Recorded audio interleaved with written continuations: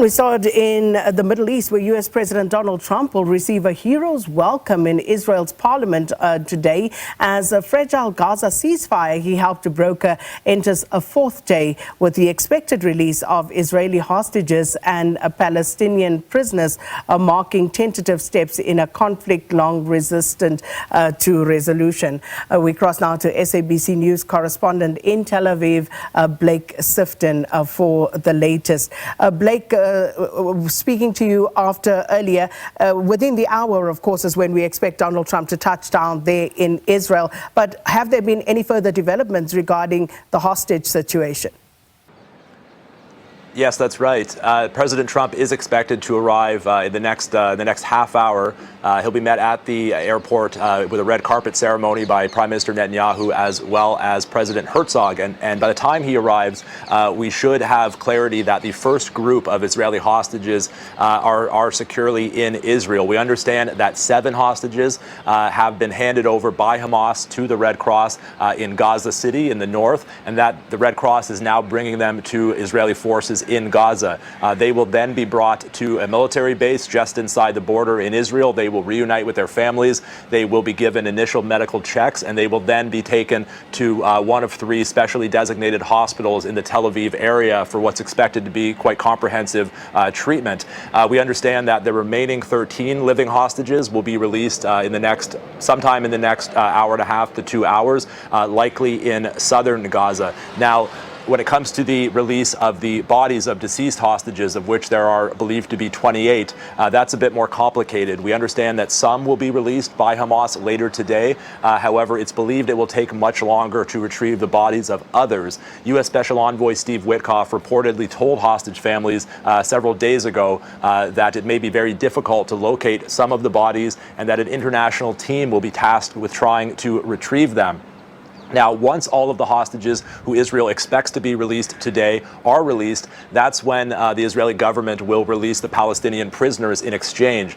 They include some 1,700 people who were detained in Gaza throughout the 2 years of this war, including a number of children, as well as the 250 so-called security prisoners. These are prisoners serving life sentences in Israeli jails, many of whom were convicted of involvement in attacks that killed Israeli citizens and soldiers and civilians over the last few decades. Hamas had been pushing for the release of several high-profile prisoners. However, we understand that Israel will not be releasing any of them. They are being moved to 2 specific prisons in the West Bank and in southern Israel ahead of their release. And we understand that 100 will be released into the West Bank, 15 into East Jerusalem, and 135 will either be released into Gaza or sent into exile abroad.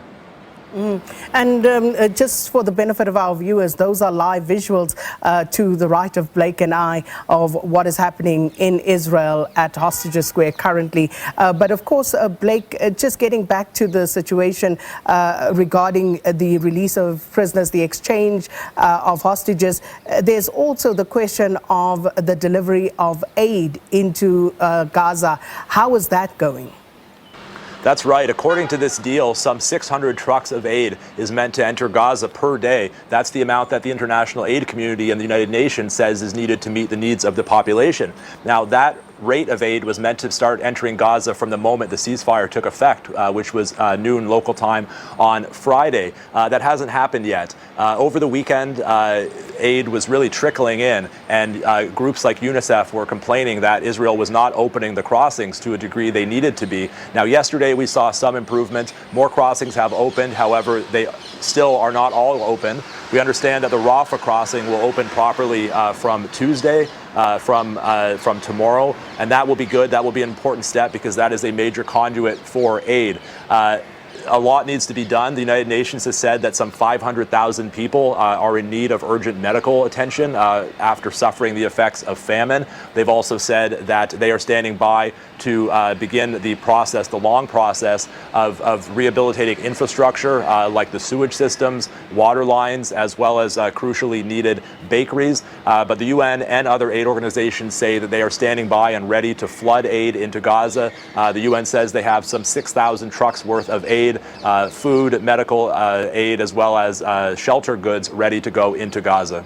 And just before I let you go, Blake, the exact time when President Donald Trump is expected to arrive and where exactly is Air Force One expected to touch down? Yeah, so President Trump is expected to arrive at 9:20 local time. That's in around an hour and 10 minutes from now. He will then, that's actually within 10 minutes from now. It's very soon.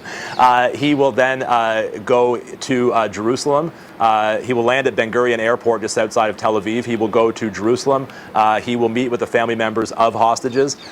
He will then address the Knesset. He will be the first American president to address the Knesset in 17 years, since George Bush did it in 2008, and only the fourth American president to ever address the Knesset. And this will be something of a victory tour for President Trump. He is wildly popular in Israel at the moment, particularly with the family members of the hostages, for pushing forth this deal to have them released. Blake, we'll check in with you again shortly. That's Blake Sifton, our correspondent in Tel Aviv. And of course, this is where President of the United States, Donald Trump, is expected to arrive in about 10 minutes or so. So we'll keep an eye on those developments for you.